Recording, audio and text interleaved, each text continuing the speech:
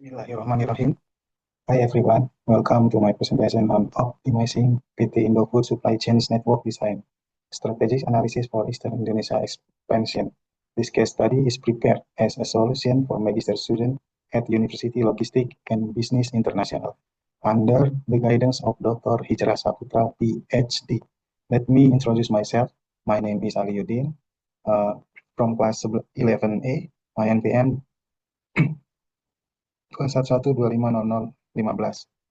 Currently enrolled in the master's program in logistic management. In this presentation, I will walk you through the key challenge, strategic consideration, and proposed solution for Indofood supply chains expansion in Eastern Indonesia. Let's begin our discussion by review the objective and methodology of this analysis. Okay. Uh, I will introduce the case study focused on optimizing the supply chain network design for PT Indofood Sukses Makmur. Background, PT Indofood Sukses Makmur, commonly known as Indofood, is one of the largest food manufacturing companies in Indonesia.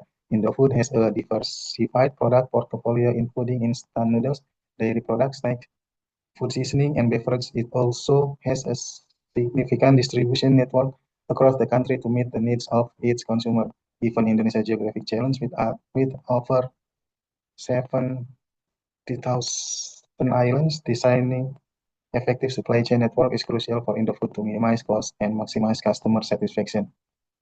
Problem statement: Indofood is currently facing increased demand in the eastern region of Indonesia. However, their existing distribution network is struggling with timely delivery due to long lead time, high logistic costs, and limited local manufacturing capabilities. The company is considering options to optimize its supply chain network to improve efficiency and meet pricing demand. As a supply chain analyst, you are asked to evaluate Indofood current supply chain network and propose an optimized design. The key consideration input: first, facility location. Determine whether to set up a new manufacturing plant or a distribution center in the eastern region. The second, transportation mode. Choose an appropriate transportation mode for delivering products from Java. The third, cost analysis. Conduct cost analysis comparing the existing network versus the proposed optimized network. Number four, risk assessment. Identify potential risk and mitigation strategies in implementing the new network design. The question: what factors should be considered when deciding to establish a new manufacturing plant or a distribution center in the eastern region? Number two, based on the demand and cost analysis, which option is more feasible for Indofood, a new manufacturing plant or a new distribution center? And number three, which transportation modes should Indofood consider for delivering product to the eastern region and why? Number four, perform a cost-benefit analysis comparing the existing network versus the proposed network design. Number five, identify and explain potential risks in implementing the new supply chain design and provide strategies to mitigate these risks. Through this case study, we aim to develop a strategic solution that support Indofood growth and operational efficiency in Eastern Indonesia. Okay. I will outline the core tasks and methodology for our supply chain analysis role. My role is supply chain analyst. My responsibility is to assess the current supply chain and propose an optimized design that align with our business objective. The objective or main goal is to evaluate the current supply chain and propose an optimized design. There are four key analytical pillars that guide this assessment. Facility location. We need to determine where to establish new nodes in the network to best serve our demand center and optimize distribution. Cost and transportation mode. It's important to balance speed and cost when selecting transportation option, ensuring timely deliveries without overspending. Cost analysis. We will analyze both fixed and variable costs associated with the new supply chain design to identify the most cost-effective solution. And risk assessment. Finally, we must assess potential risks and develop strategies to mitigate supply chain disruption, safeguarding business continuity. By focusing on these pillars, we aim to design a supply chain that is robust, cost-efficient, and responsive to market needs. Okay, I will explain the strategic factor for selecting a new distribution center or DC in Eastern Indonesia. There are 5 key factors to consider. The first is proximity to demand. The first factor is proximity to major consumption centers such as Makassar and Manado. By locating the DC closer to these areas, we can significantly reduce delivery times and transportation costs. The second factor is access to deep sea port and major road network. Having strong infrastructure ensure an efficient logistic flow and support reliable distribution throughout the region. And the third, we need to consider the availability of a skilled workforce and competitive wage rates. These support operational stability and help maintain cost efficiency for the DC. And the fourth factor involves government incentive for Eastern Indonesia. This incentive provide financial benefit and investment support, making the region more attractive for new facilities. And finally, the center of gravity approach help us minimize the total weighted distance to demand point. This method optimizes overall transport costs and improves the efficiency of our distribution network. By carefully analyzing these 5 factors, we can identify the most strategic and cost-effective location for Indofood new distribution center in Eastern Indonesia. Before that, we compare the 2 main options for expanding Indofood supply chain network in Eastern Indonesia. Establishing a new manufacturing plant or setting up a distribution center. First, let's look at the new manufacturing plant options. This approach involves a higher and investment cost, as building a new plant requires significant capital. However, it offers great production flexibility, allowing us to adapt to changing market demand and customize product locally. One challenge is the longer implementation time. Since construction and commissioning a new plant can be a lengthy process, on the other hand, the distribution center option provides lower,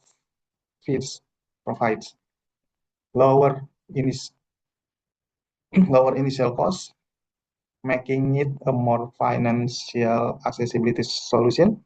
Faster deployment, and setting up a distribution center is typically quicker than building a manufacturing facility. Improve logistic efficiency, enabling us to streamline the distribution process and reduce delivery times to key markets. The decision between these 2 options should be based on a careful evaluation of investment, flexibility, speed, and logistic efficiency. By weighing this factor, Indofood can select the most suitable strategy for its expansion in Eastern Indonesia, and the choice is distribution center. Okay, this slide, we analyze the feasibility of 2 different supply chain scenarios for Indofood based on demand volume and cost consideration. Scenario A, low volume. In the first scenario, we consider outsourcing to a third-party logistic provider or 3PL or using a cross-docking approach. This model helps us avoid capital expenditure since there is no need for infrastructure investment. It offers flexible capacity, allowing us to adjust quickly to change in demand. However, variable costs may be higher due to the reliance on external provide. Scenario B, high volume. In the second scenario, we look at establishing a regional distribution center or RDC. By consolidating shipment to the RDC, we can achieve economies of scale, reducing per unit transport and handling costs. The RDC model enables us to deploy a dedicated fleet and optimize transport through, leading to improved logistic efficiency and service level. Although this option involves fixed costs, these costs are spread over a larger volume, making it economically justified in high demand situation. Additionally, high demand support inventory costing, allowing us to optimize safety stock levels and minimize holding costs over time. In For low volume, outsourcing for cross-docking provides flexibility with minimal investment. But at higher variable cost for high volume, establishing an RDC is more cost efficient in the long run with optimized logistics and improved service level. This analysis help Indofood determine the most suitable supply chain strategy based on demand and cost structure. Okay, next slide. Next slide, I will explain the transportation modes considered for Indofood supply chain to Eastern Indonesia. We have two main transportation options from Java to the Eastern Hub. Air freight. Air freight is used exclusively for emergency replenishment. While it offers the fastest delivery, it is also the most expensive option. So it is reserved for urgent situation when stopout must be prevented. Sea freight, ro-ro or container.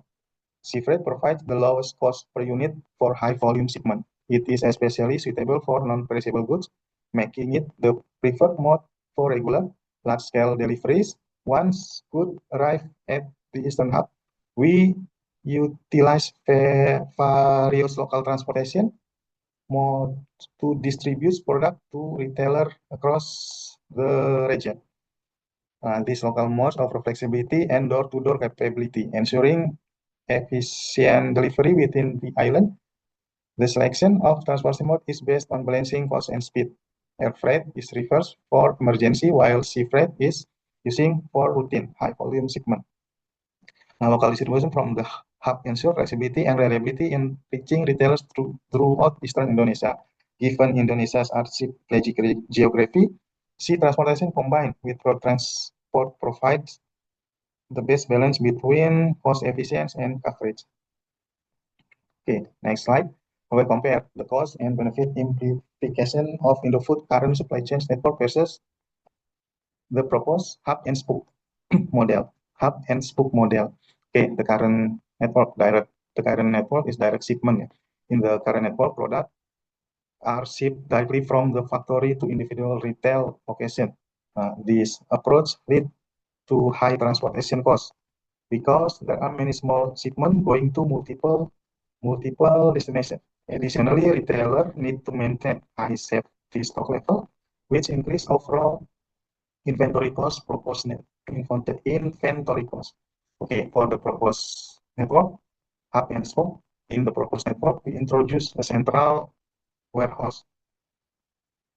The central warehouse or regional distribution center or RDC as a hub. While this model involves higher fixed costs due to the operation of the warehouse of RDC, it allows for bulk shipping, which result in lower variability costs. Bulk shipment benefit from discount and more efficient logistics, reducing overall transport costs. Net result, by transitioning to the hub and spoke, Indofood can achieve reduced total landed cost and improve fleet time. This means more cost-efficient operation and faster deliveries to retail location. The hub and spoke network offers significant financial and operation advantage over the direct shipment approach.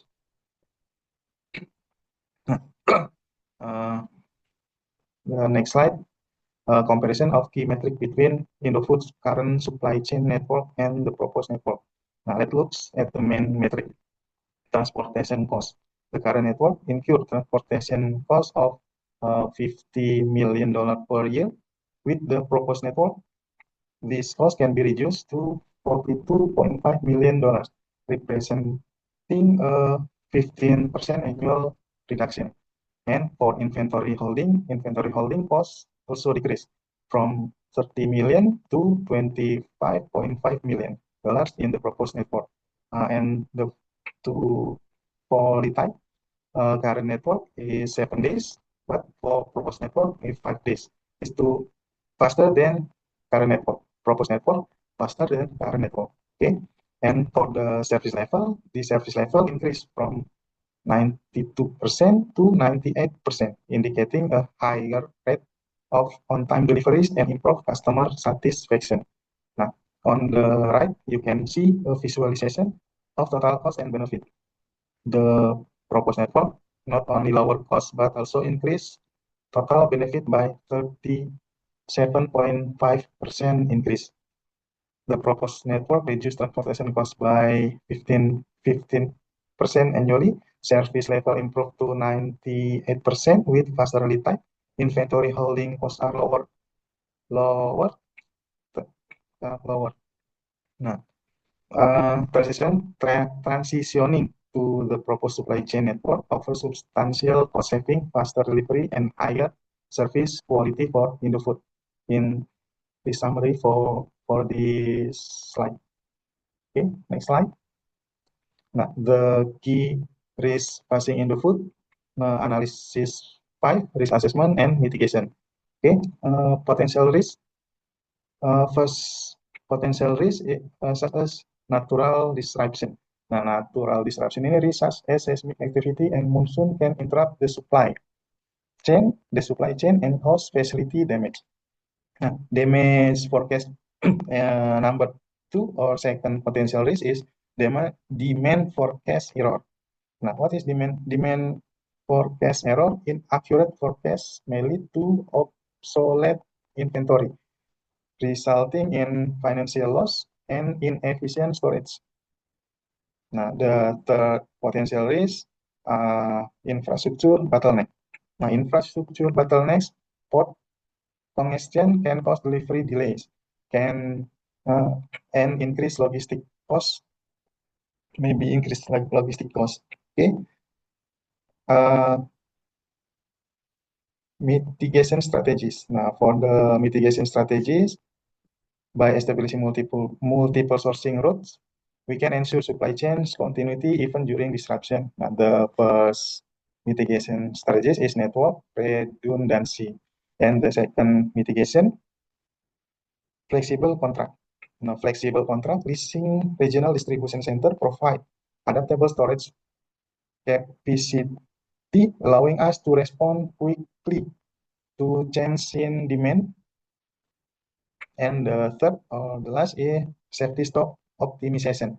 Regularly optimizing safety stock level help buffer against demand variability and prevent stock out. Next.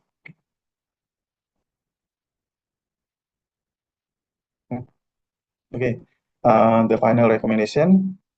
I will summarize the key recommendation for optimizing Indofood supply chain network in Eastern Indonesia. The first, establish an RDC in Makassar. Makassar is ideally situated as a gateway to the Eastern region.